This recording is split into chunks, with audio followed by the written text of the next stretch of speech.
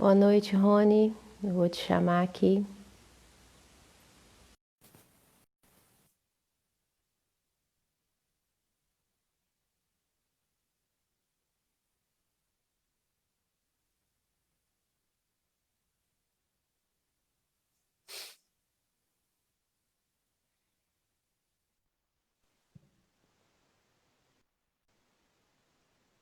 Cadê você, Rony? Tudo bem? Tô chegando aí, tô chegando aí, eu tô ajustando aqui. Boa E aí, noite. boa noite. Gostando do frio aí? Nossa! Mas, Saudade da janela. Tá com saudade da janela da sala mediúnica aberta, um daquela ventinho? janela aberta, que vento frio, né?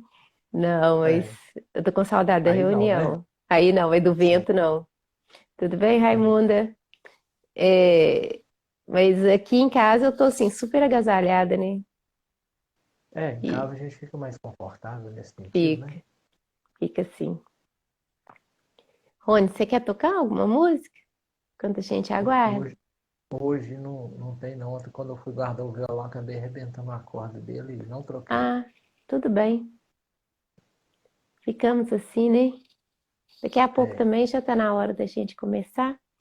A sim. Raimunda chegou, Rosilene também. Saudade de você, Helena. Beijo para você.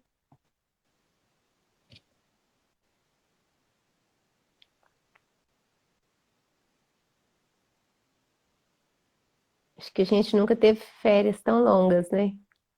Não, Tudo não mesmo. bem? Sônia entrou, Joyce, boa noite.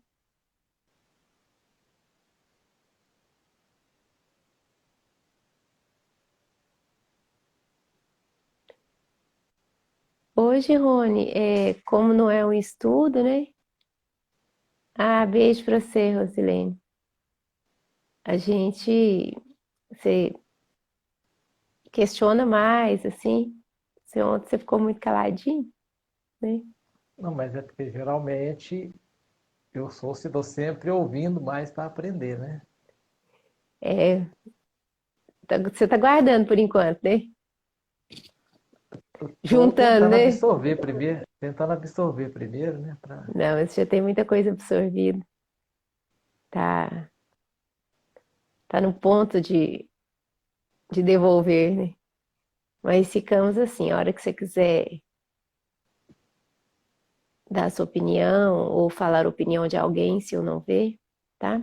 Sim, sim. Tudo bem, Bruno? Deixa eu acenar para ele aqui.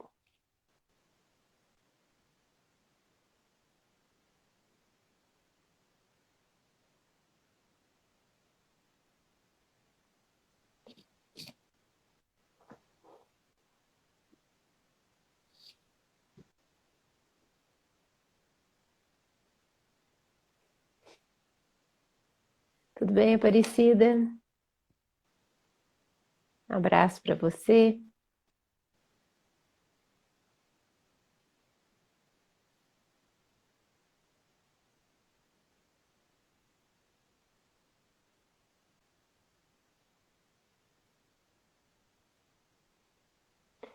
Eadir, um abraço para você, grande.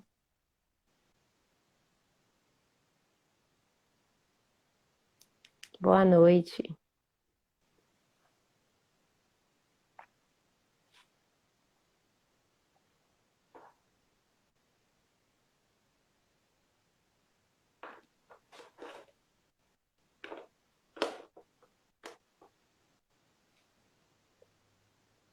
Valderez, boa noite. Ô, Aparecida, hoje o Rony não vai cantar, não. As cordas do violão dele estão inoperantes. Tudo bem, Vanusa, querida? Chefe, saudades?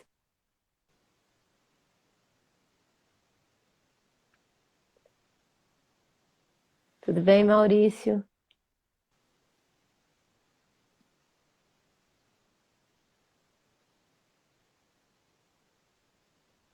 Vanusa tá sem a gente para mandar ou ela tá mandando em você, Rony? Tá sem o quê? A Vanusa tá sem ninguém para mandar lá na Casa Espírita ou ela tá Não, te não, ligando para mandar? não, a Vanusa esses dias a gente não tem conversado, não. Pois é, que saudade dela. Ô menina sumida, vem mandar em mim aqui.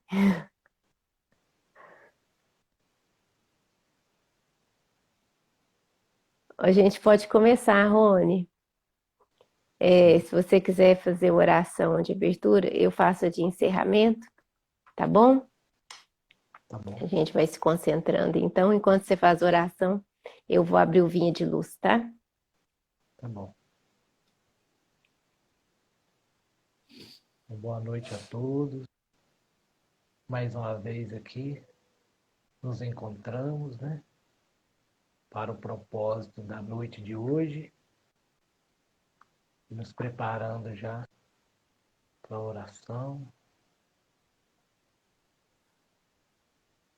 Deus Pai,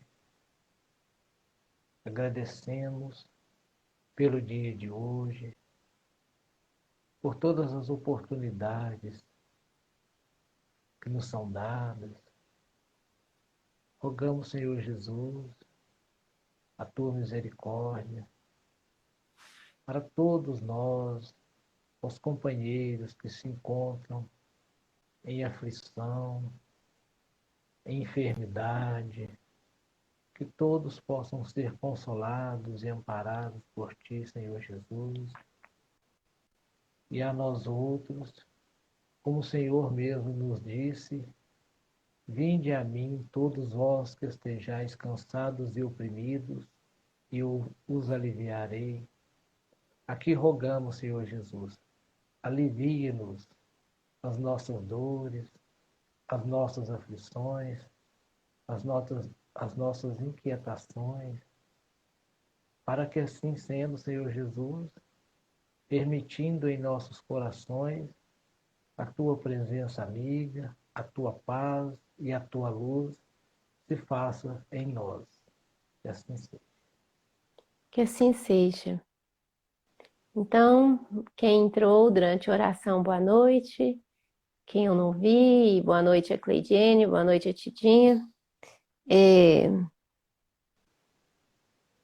essa leitura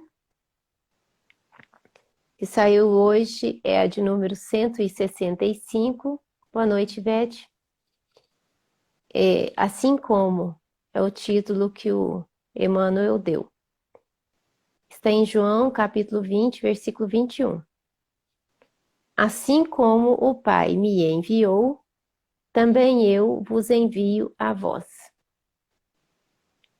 Então, é uma fala de Jesus aos discípulos. Assim como o Pai me enviou, também eu vos envio a vós. Então, vamos ler o que o Emmanuel falou sobre esse versículo para a gente comentar um pouquinho, né? Todo cristão sincero sabe como o Senhor Supremo enviou à terra o embaixador divino. Fê-lo nascer na manjedoura singela. Deu-lhe trabalho construtivo na infância.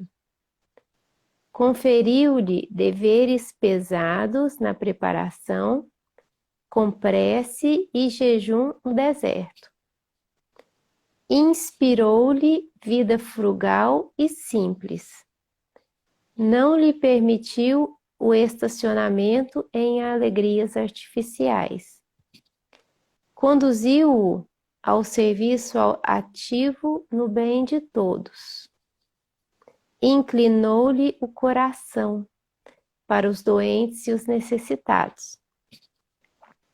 Enviou-o ao círculo de pecadores contumazes. Induziu-o a banquetear-se com pessoas consideradas de má vida, para que seu amor não fosse uma joia de luxo, e sim o clima abençoado para a salvação de muitos.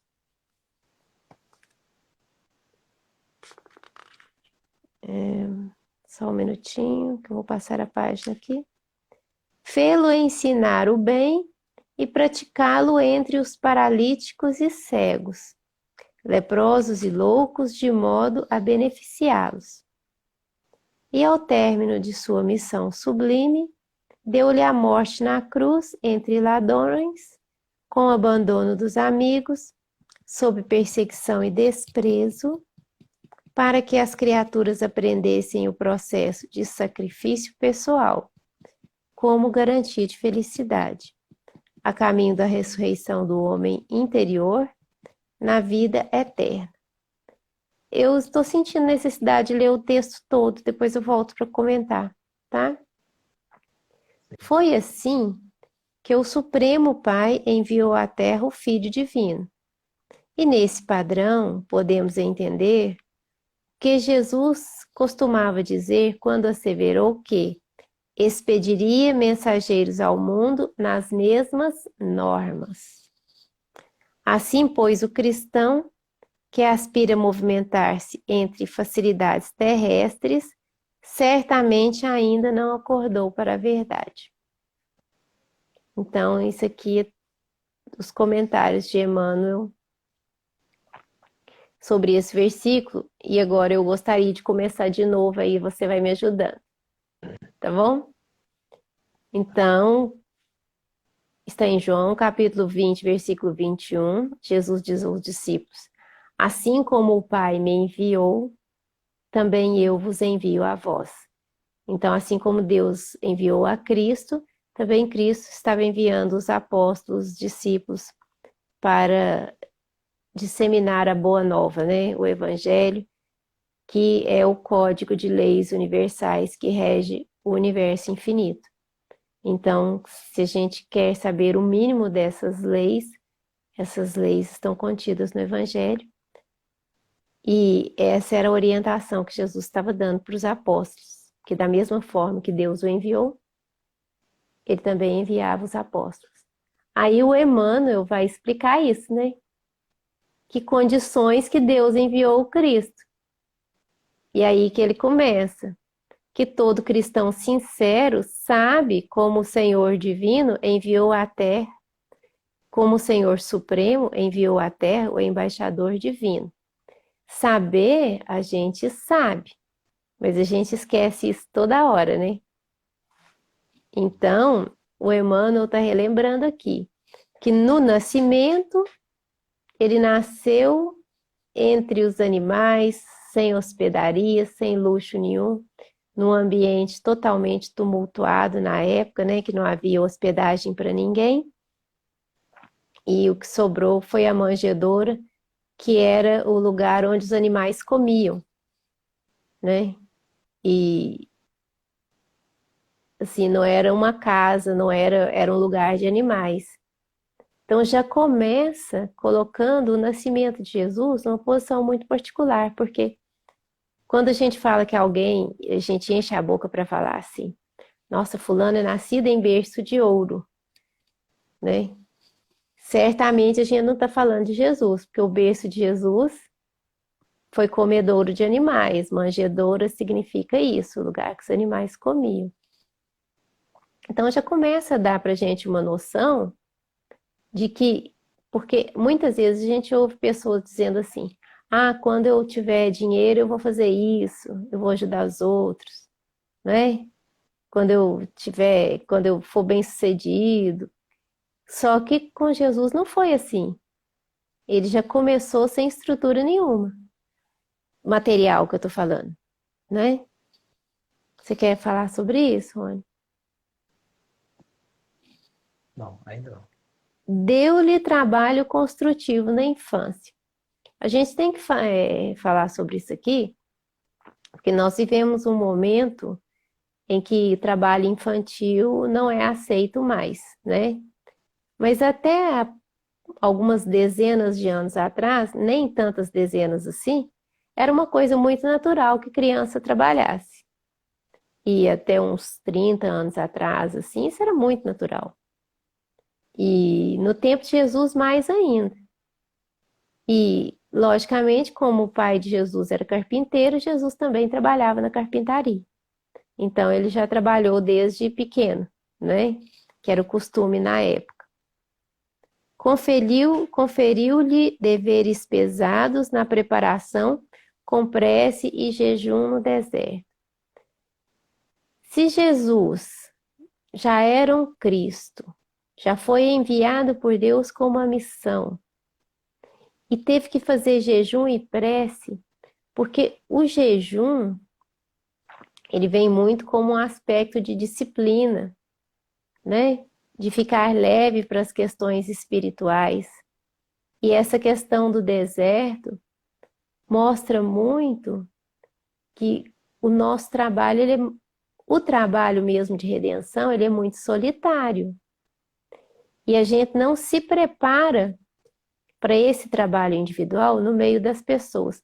Embora a gente sinta falta de todo mundo na casa espírita, né? Sinta falta dos grupos de trabalho, a nossa preparação íntima não é lá. A nossa preparação íntima é no jejum e no deserto. Qualquer coisa que a gente entenda como jejum e como deserto.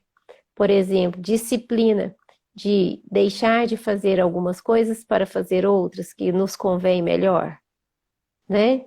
Isso poderia ser considerado um jejum, né? Não é obrigatório para todos, cada um sabe qual o jejum que dá conta de fazer, né? Mas, por exemplo, uma pessoa que trabalha na reunião mediúnica, que trabalha com paz, ela deveria fazer o jejum de bebida alcoólica, de cigarro, essas coisas. Então, isso é só um exemplo que eu estou dando, não estou fazendo nenhum julgamento de valor. Então, assim, se o próprio Cristo precisou de se abster de alimento grosseiro, precisou de se abster de algumas coisas para se preparar, você já imaginou nós, tanto de coisa que a gente precisa de aprender a jejuar, né? E que o nosso trabalho íntimo, ele se der no deserto de nós mesmos. Todo o trabalho em grupo, em favor da comunidade, em favor de todo mundo, ele é muito abençoado. Mas o crescimento espiritual que tem a ver com a purificação do espírito imortal, ele é um trabalho solitário e íntimo, né?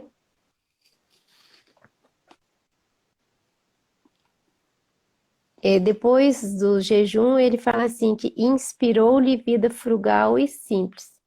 Tem uma frase de Jesus que ele dizia que ele não tinha uma pedra onde deitar a cabeça, né? E um Cristo que pode possuir o universo inteiro, o que na Terra que poderia interessar a Jesus? Nada. Né? Se ele é o próprio Criador da Terra, o que a Terra tem que ele precisa que ele já não tenha? Nós é que às vezes ficamos brigando por causa das nossas pedras. Não, essa pedra é minha, essa pedra é sua. Né? Mas Jesus tem o mundo todo. Então, e mesmo assim, como escolha dele, ele nasceu num ambiente de vida frugal e simples. Nem todos os mensageiros divinos, eles vêm por essa via. Por exemplo, Francisco de Assis veio numa família rica. Então, a forma de atuação dele foi outra, né? De desprendimento. A história de Siddhartha Gautama, o Buda também. Ele era príncipe, uma trajetória diferente. Só que com Jesus, não. Ele já começou na simplicidade desde o nascimento e manteve essa frugalidade na vida. E mais do que a frugalidade, a simplicidade, porque é natural que a gente complica muito a vida da gente, né? Com coisas, sentimentos, desejo de posses, aversão por algumas coisas, a gente acaba criando muita complicação. E a simplicidade, ela não só simplifica o dia a dia, mas simplifica aquela confusão interna que a gente acaba criando. Não lhe permitiu o estacionamento em alegrias artificiais. Aquilo tudo que a gente fala, mas eu tenho que me divertir, eu tenho que passear, eu tenho que fazer isso, eu tenho que fazer aquilo, isso mostra bem a nossa condição, né? Porque os missionários mesmo, os espíritos mais evoluídos, Aldeneide, ei Aldeneide, tô vendo que você chegou, beijo. Os espíritos mais evoluídos, eles têm um foco tão grande na missão deles, que eles não param a missão deles para se distrair, né? Ah, não, agora é férias, agora eu vou deixar a minha missão. Não tem isso com os espíritos mais evoluídos. Então, no caso de Jesus, ele já, ele não parou para desfrutar de alegrias, muito embora ele tenha começado o primeiro milagre numa festa de casamento, ele estava ali porque festa de casamento era um acontecimento de amigos, né?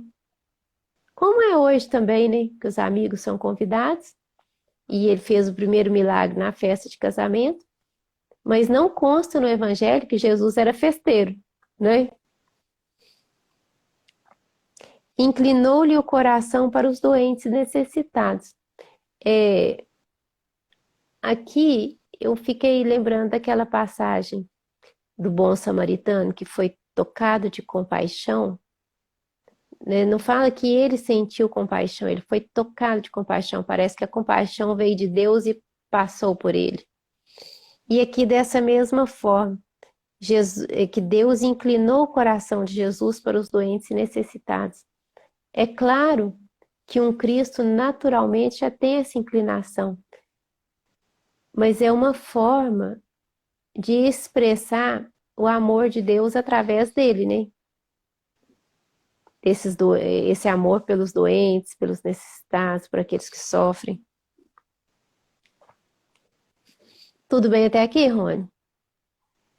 Tudo bem. Eu estava lembrando aqui, quando você falou um pouquinho atrás aí, sobre a gente procurar essas falsas alegrias, e a gente lembra, né, que eu sempre conto que o Chico, uma certa vez, estava muito chateado, meio triste por causa de umas questões, e então o Emmanuel chega e fala: Chico, isso passa, né? Vamos adiante, isso passa. E tempos se passaram e as coisas continuaram, e desta feita o Chico já se encontrava em outra situação, eufórico, muito alegre, por um outro motivo, estava deslumbrado. E o Emmanuel chega novamente e diz: Chico, isso também passa. Então, né, como você disse, os espíritos missionários, eles já vêm focados exatamente em todo o trabalho de construção que eles conseguem fazer, né? Porque essas distrações da nossa vida, é, na verdade, elas acabam, muitas vezes, a gente confunde o momento de distração, de descontração, com o objetivo da própria vida, né? Porque todos nós merecemos descontração, alegria e tudo, mas se a gente acha que a vida é uma eterna alegria, um eterno momento de descontração, a gente confunde muito isso com falta de compromisso, não é? E os espíritos que estão comprometidos com a causa que eles vieram, eles não param para frivolidades. E outra coisa que o Emmanuel diz aqui, que Deus enviou Jesus ao círculo de pecadores contumazes, induziu a banquetear-se com pessoas consideradas de má vida, para que o seu amor não fosse uma joia de luxo, e sim o clima abençoado para a salvação de muitos. Isso aqui é o que, em toda a história do cristianismo, é o que menos foi feito, é o que menos tem sido feito hoje. E nas casas espíritas, nas religiões de forma geral, porque nós sempre estamos julgando as pessoas e rotulando se essa pessoa merece isso ou aquilo. Muitas vezes a pessoa precisa de algo e a gente julga: ah, mas fulano faz isso e aquilo. Isso não é um comportamento cristão, né? Isso não é um comportamento cristão. E, embora nós tenhamos muito que aprender, eu digo isso, já disse isso inúmeras vezes, Vou repetir, é muito fácil ajudar uma pessoa desconhecida que a gente não conhece os defeitos. A pessoa está com necessidade, a gente se compadece, vai lá e ajuda. Mas é muito difícil ajudar uma pessoa que a gente conhece os defeitos, sabe que a pessoa às vezes faz por merecer os problemas que ela está passando, e a gente acaba julgando e intimamente ou em atitude diz, bem feito, tem que passar mesmo, porque faz isso, porque faz aquilo, porque faz aquilo outro. E não é isso que Jesus faz no exemplo de vida dele. Ele faz exatamente o oposto. Exatamente essas pessoas que ele tenta resgatar. Porque quem já agia de acordo com a religião, com os conhecimentos da lei dos profetas, já sabia o que tinha que ser feito, não é? Então, é o oposto do que as religiões, do que nós temos como atitude no nosso dia a dia. Você quer fazer algum comentário, Rony? Sim, para essa questão aí, quando a gente se propõe a participar de um trabalho, né, em qualquer área, principalmente na assistência, né, aos nossos irmãos, particularmente falo por mim, eu vejo a grande dificuldade de se fazer caridade. Isso por parte nossa, né? Como você disse, a gente acaba sempre tendo, mais fulano isso, mas o outro faz isso e ainda faz aquilo. Então, realmente, eu digo por mim, a gente ainda julga muito. Isso. E tem a questão também que nós espíritas temos como lema que fora da caridade não há salvação, mas nós precisamos ser caridosos uns com os outros, nós espíritas caridosos uns com os outros, né? Eu posso ir fazer um trabalho de caridade, mas eu preciso ter caridade com você, caridade com as outras pessoas, porque é, é difícil, porque a gente se espeta, né? Se espinha. Quem está muito próximo acaba, às vezes, machucando o outro. E eu acho que essa quarentena tem sido muito boa nesse sentido, porque quem está mais tempo na doutrina igual eu, a gente acaba às vezes colocando algum rótulo em alguém. Ah, fulano é bom demais, mas tem esse defeito aqui, não é assim? A gente acaba pensando assim. E, e com esse tempo que está passando, com esse distanciamento, o que está acontecendo é o contrário. Está dando uma saudade tão grande de todo mundo que eu pelo menos, estou lembrando só das virtudes.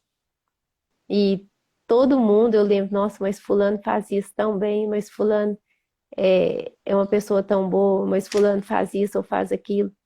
Então, eu acho que, pelo menos partindo de mim, esse distanciamento tem sido muito bom, porque quando eu lembro de cada um, eu lembro com saudade e lembrando do melhor que a pessoa tem, né?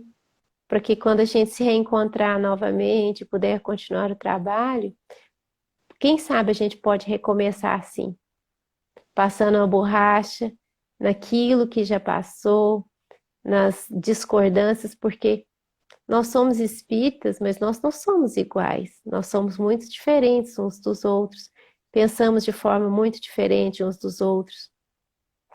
E temos opiniões diferentes, por exemplo, se você tem uma opinião e eu tenho uma opinião diferente, é só a minha opinião que é diferente, eu não estou me opondo a você, né? Eu só penso diferente. Isso não é uma oposição à sua pessoa.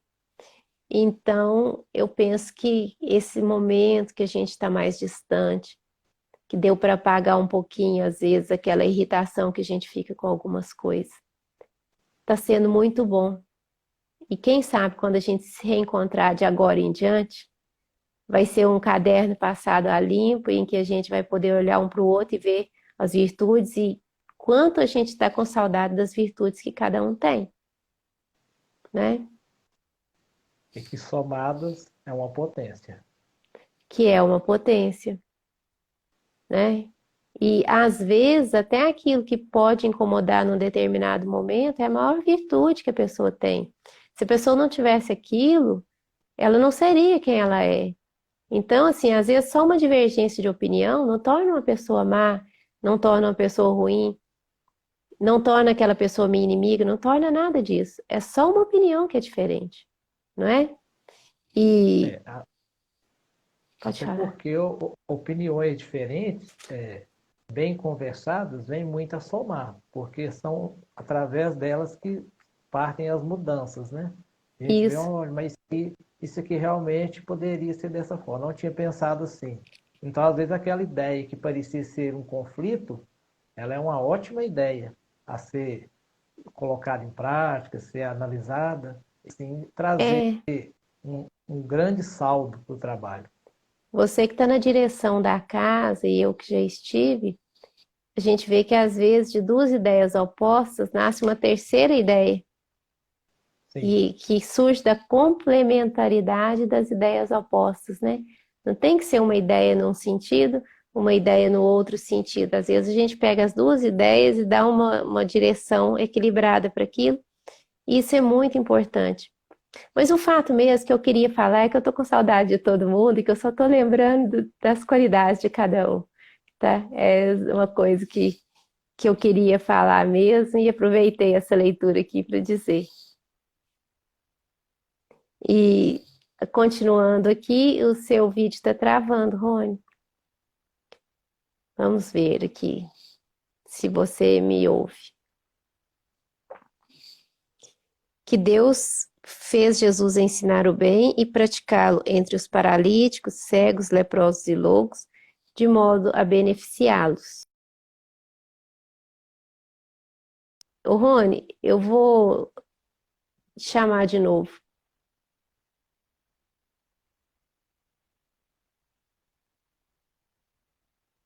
Tô te chamando de novo, viu, Rony?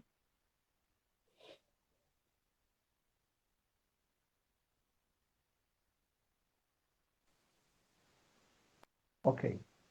Deu certo, né? É, que Jesus, aqui continuando a leitura, que Deus fez Jesus ensinar o bem e praticá-lo entre os paralíticos e cegos, leprosos e loucos, de modo a beneficiá-los. É, com relação, toda hora a gente está lembrando dessa pandemia que a gente está vivendo, e às vezes eu ouço as pessoas falando assim: ah, mas as pessoas que morreram tinham asma. Ah, mas a pessoa era obesa. Ah, mas a pessoa tinha mais de 60 anos. Como se tudo bem. Se tudo bem que quem tem asma, quem tem bronquite, quem tem mais de 60 anos, quem é obeso, quem é diabético, não tem problema morrer, por que que Jesus curava?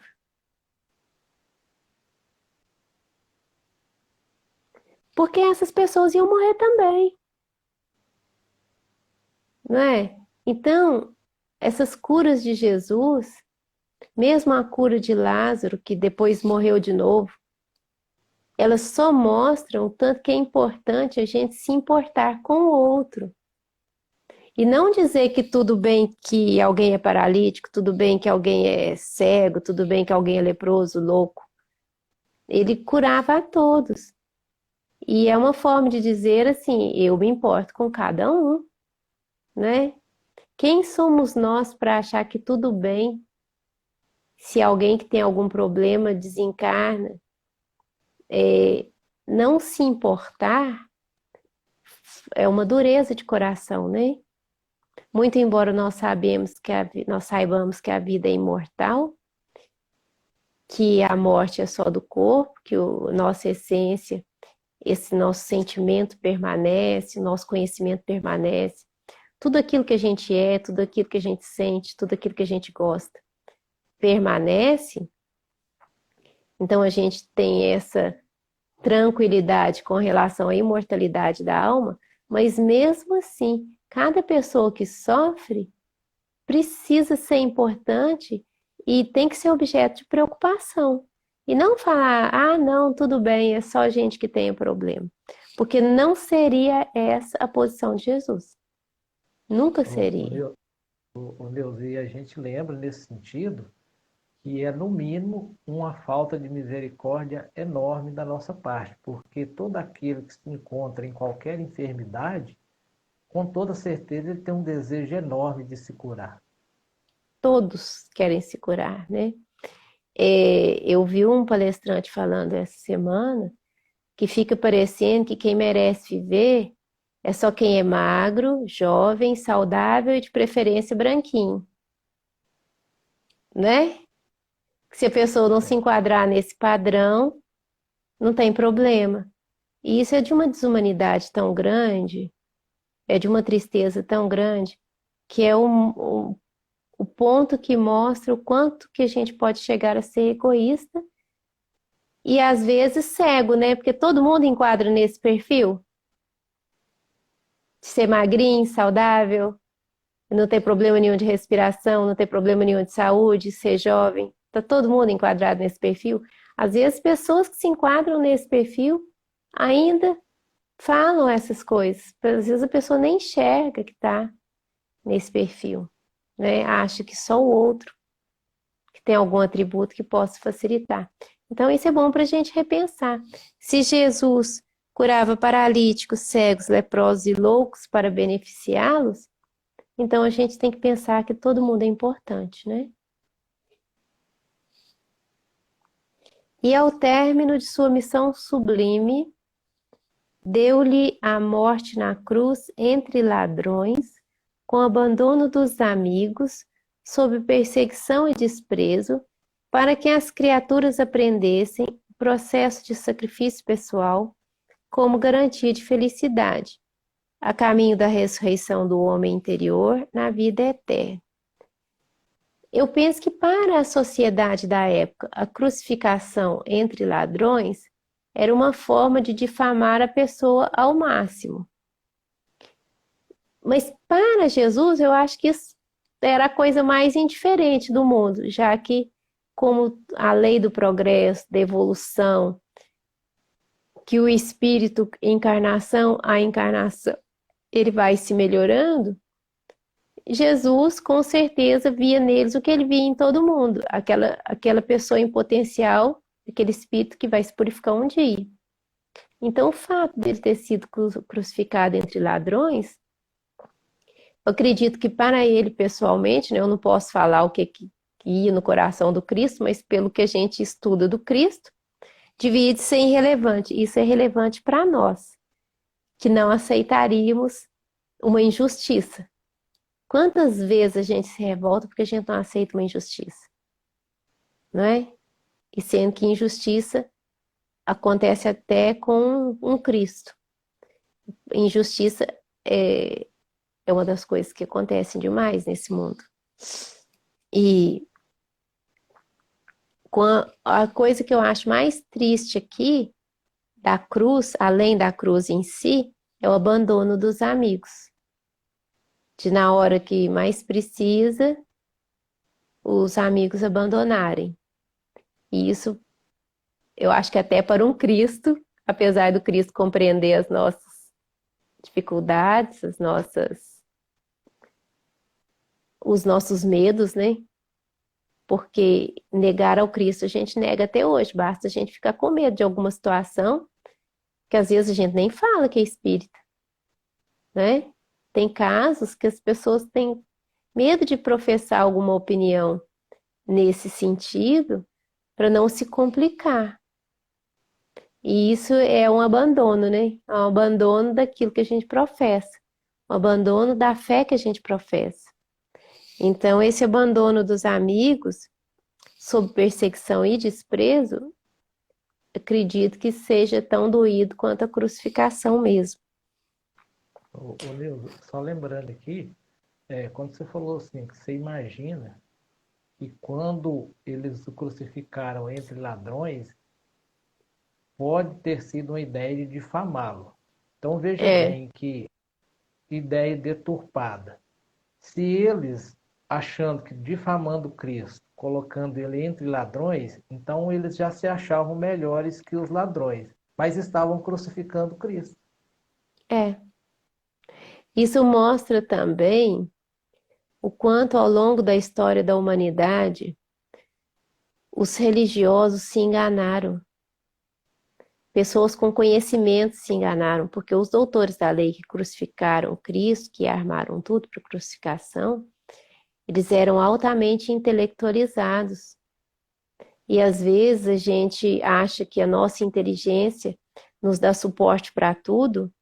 Quantas injustiças já foram cometidas no mundo por pessoas muito inteligentes, que entendiam demais alguma coisa, mas que não enxergam, às vezes, um Cristo na sua frente, né?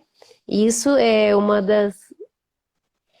das coisas que a gente tem que colocar, porque nós espíritas estudamos muito, mas às vezes, por estudar muito, por ser inteligente, por buscar muita coisa, pode acontecer de, num determinado momento, o nosso intelecto passar à frente do nosso coração e a gente cometeu uma injustiça justamente porque não sentiu, não viu com o coração, não é? Foi assim que o Senhor, que o Supremo Pai enviou à Terra o Filho Divino, e nesse padrão podemos entender o que Jesus desejava dizer quando asseverou que expediria os mensageiros ao mundo nas mesmas normas. Então, quando Jesus falou, assim como o Pai me enviou, eu também vos envio a vós, então é para a gente, se a gente quer seguir ao Cristo de alguma forma, a gente tem que repensar todas as condições envolvidas na vinda do Cristo, na vinda e na vida e na partida, né? Todos os fatos da vida do Cristo, para a gente entender que quando ele fala que da mesma forma, a gente entender que não é um padrão de ser eleito, de facilidades, que se nós somos cristãos, nós vamos ter uma prosperidade material ilimitada, né? Que às vezes tem gente que confunde isso, faz uma apologia da prosperidade. Prosperidade é bom demais, mas não existe essa promessa de Cristo para nós, hora nenhuma. Algumas pessoas têm prosperidade, outras não têm. Não é para todo mundo, até mesmo porque não dá para todo mundo, né? Ou facilidades, achar que se... Quantas vezes eu já vi alguém falando, se você tiver fé, você cura. Nossa, será que as pessoas que não se curam são só pessoas que não têm fé? Não é? Então, assim, não existe essa garantia de que se a gente tem fé, a gente vai se curar, de que se a gente tem fé, tudo vai dar certo. Não é assim que funciona. Porque o padrão do exemplo da vida do Cristo é outro. Então, se para ele foi assim, por que para nós seria diferente? Né? Assim, pois, o cristão que aspira a movimentar-se entre facilidades terrestres, certamente ainda não acordou para a verdade.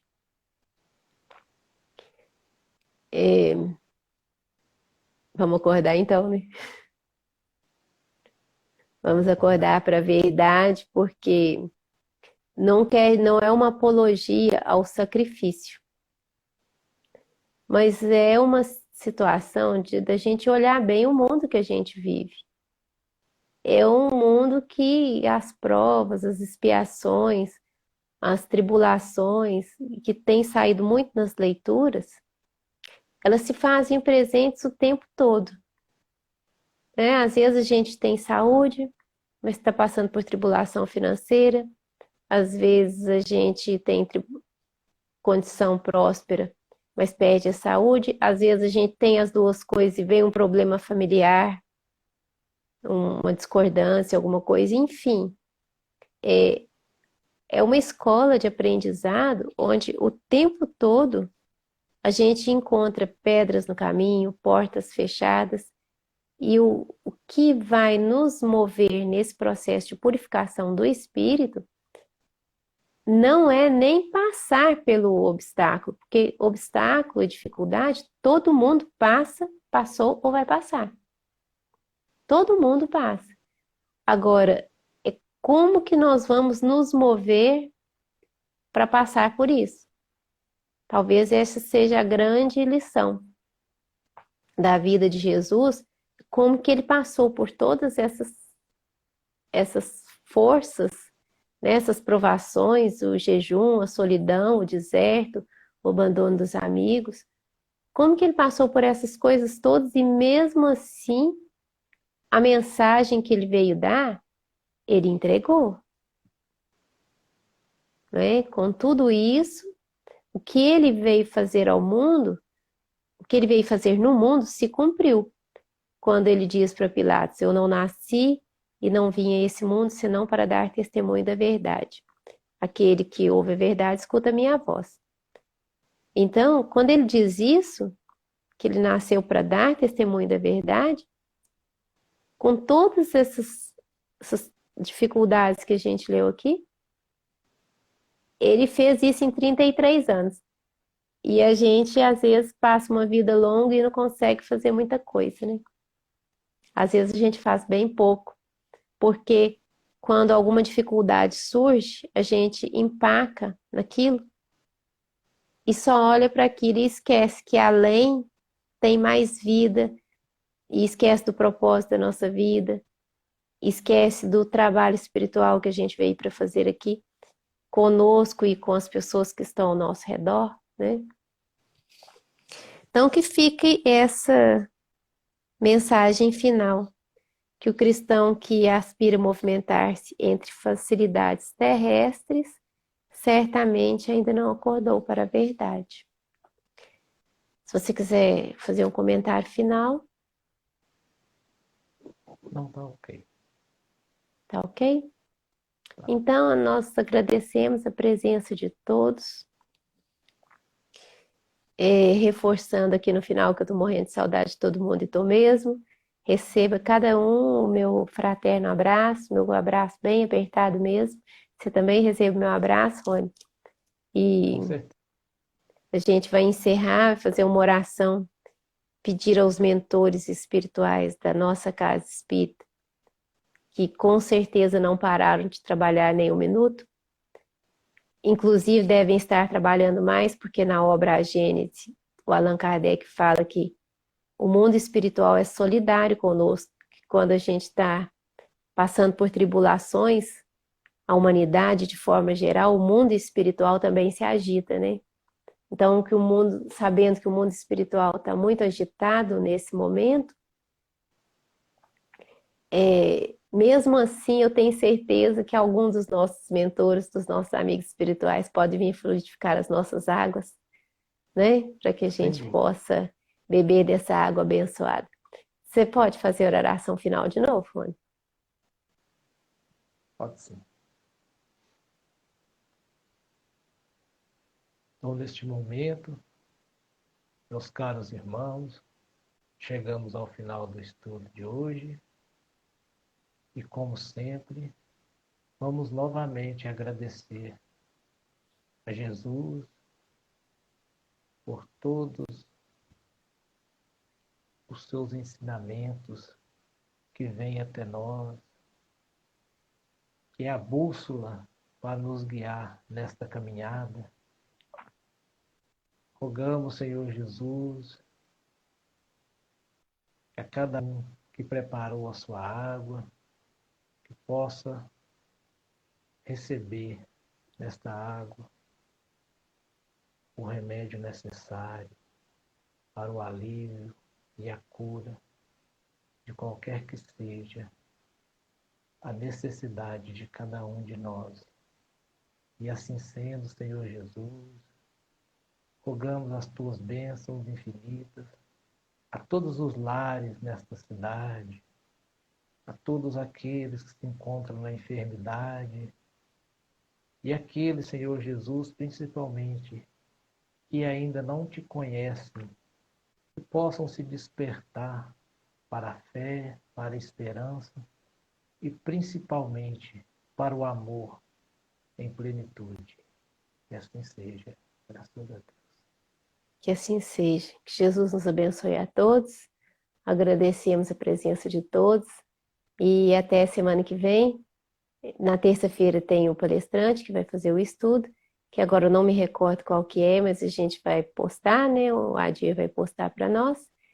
E na quarta-feira, às 8 horas da noite, a gente tem esse encontro, esse atendimento espiritual. Boa noite. Obrigada. Obrigado, viu, Rony? De nada.